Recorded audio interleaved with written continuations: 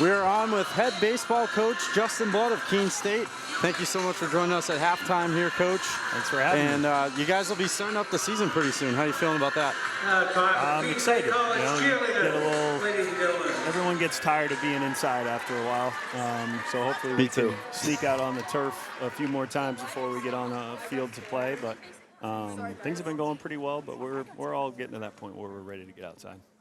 So you guys have improved each of your first few seasons here at Keene. What is the key to taking another jump this year, and what does that look like for your team? I think we need the depth that we feel we have to contribute. At this time of the year, everyone feels like they've got more depth. You see that on preseason reports all the time. Whether or not that ends up being production on the field, if that happens for us, then I think we'll take another step forward. We got a lot of juniors, so we're not a young team anymore. We can't make that excuse that we're young. We've got a lot of experience now, guys that have had a couple of years worth of opportunity, and I really think that the tournament experience last year is big for us as well. They had a lot of stuff thrown at them in a short couple-day period in the tournament between delays and falling behind in extra innings and coming back late. So all those things just need to keep carrying over and building confidence, and with the added pieces, hopefully that'll help us take that next step. Yeah, you talked about a lot of the juniors that you'll have on the team this year. We also had some good freshmen last season who will be sophomores this year, especially on the pitching staff. Cam Thomas, George Young, just to mention a few from last year. But as a former pitcher, how important is it to have some good arms, especially for conference Saturdays? I talked with our pitching staff when we started our practices and just kind of showed them how we stacked up against the other opponents in our league, and in terms of just how many guys were used. Some of the better teams, how they finished in the league anyway, had 12, 13, 14 guys that saw a lot of innings or a lot of appearances at least. We only had really 8. So we need these added pieces, and the Phil Nichols who's coming back off of missing a year.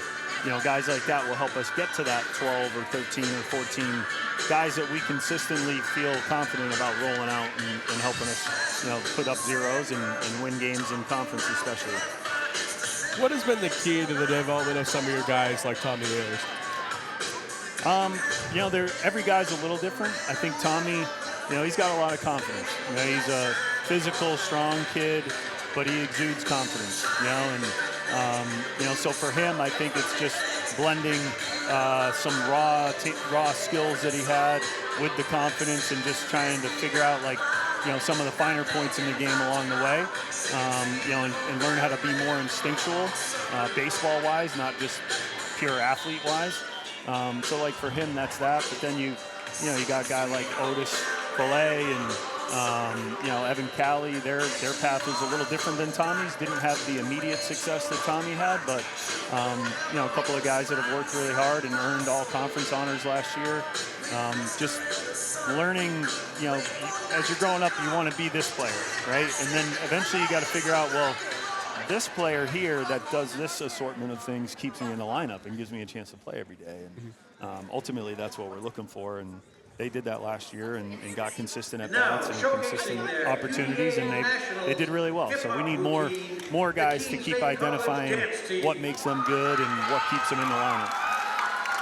You guys lost, the graduation last year. I think a big part of the team, is, as far as leadership went, in Brendan Eaton. How do you plan on, or who do you kind of hope to step up in that leadership role this year? Our captains, Shea Zena and David Floyd, they're very different guys. But I think that with their powers combined, so to speak, they give us what we need.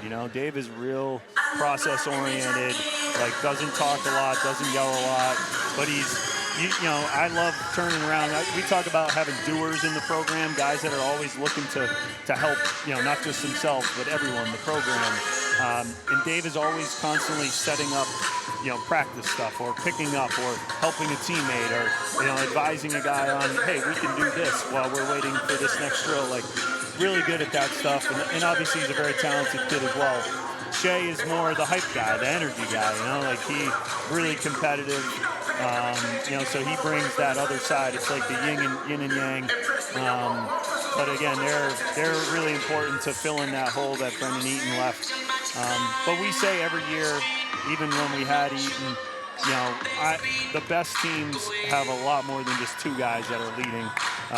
So we, you know, again, we have a big junior class, and we need all those guys. You know, and we need sophomores, you know, to take leadership roles, and that kind of builds the. This is how our program does things. Not just how 1 or 2 or 3 guys do it. It's how everyone does it across the board. So we've learned from the past few years that this conference is very competitive. There are a lot of really good teams. What are some things that Keene State does that can set them apart from one of those upper guys? That's a good question. I think in order, I don't know if I'm gonna be honest, just kind of honest evaluation. Like, I don't think we can look at what will separate us, because we're still kind of chasing the hair. You know, we're still kind of, we need to be even with EastCon for a couple of years before I can say what's going to put us past them. But again, everything we've talked about so far is what's going to get us to being with them. You know, and you know, we competed, you know, I was just talking with one of our guys in the stands here about, you know, our Middlebury game, our Babson game, our tournament game against EastCon, and game against Mitchell, you know, a bunch of teams that went to the NCAA tournament where we fell just short last year, you know, and, you know, with a little more added talent and with that experience of being in those fights, you know, I've always believed that you got to fail before you figure it out, you know, and we've failed, you know, and that 2023 year was extremely painful, losing 14 straight games to finish the year, and that was like just punch in the gut after punch in the gut. But that, you know, I think about that, and then I think about the Plymouth State doubleheader last year, and I'm like, you know, we could have easily folded. You know, we could have gave up that lead, lost that first game, and then lost the second game, and boom, you're not in the tournament. But those failures the year before helped us win that Plymouth State game. You know, and you know, so I think the experiences in the tournament will help us, you know, close that gap even more with the EastCons and the UMass Bostons and UMass Dartmouth's very good. And you know, Rick brought some guys back, so it's going to be a tough league. And I think ultimately, if we have the league that all of us coaches want, there's really not going to be a lot that separates the top 4 or 5 teams. Whoever plays the best and executes in the tournament down the stretch, gets hot, walks away with it. So we just got to be in the conversation. You know, top 2 or 3 teams is our goal this year. And if we get to that point, I think we got as good a chance as anybody else. And maybe one last question. So last year, a little bit down the stretch, not for too much of the year, you're missing Jonathan Chatfield. Yep. How do you think, you know, if he can stay healthy this year, how much of a boost do you think that gives to the offense, especially in the power department? I mean, Chatfield, John, like, he should be, he's an all-conference hitter.